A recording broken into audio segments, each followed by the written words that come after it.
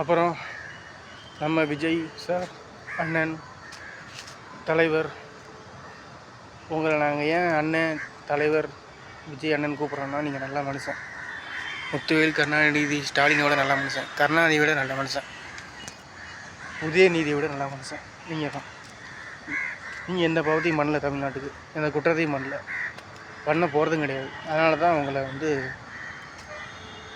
தோளில் தூக்கி வச்சு கொண்டாடுறாங்க, தலையில் தூக்கி வச்சு கொண்டாடுறாங்க. உங்களை பார்த்தா சந்தோஷப்படுறாங்க, மகிழ்ச்சி அடைகிறாங்க, உற்சாகம் அடைகிறாங்க. உங்களை பார்க்குறதுக்கு ஓடி வராங்க.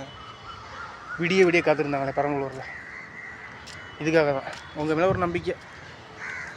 நம்மளுக்கு ஒரு நல்ல முதலமைச்சர் கிடைச்சிட மாட்டாரா?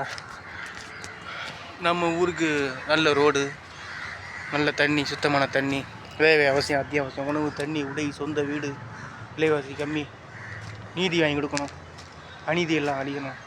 அதுக்கு நம்ம தமிழக வெற்றிகளுக்கு ஓட்டு போடணும் அப்படின்னு வராங்க நல்ல மக்கள். அதான் நல்ல மக்களுக்கு நீங்கள் தான் துணை.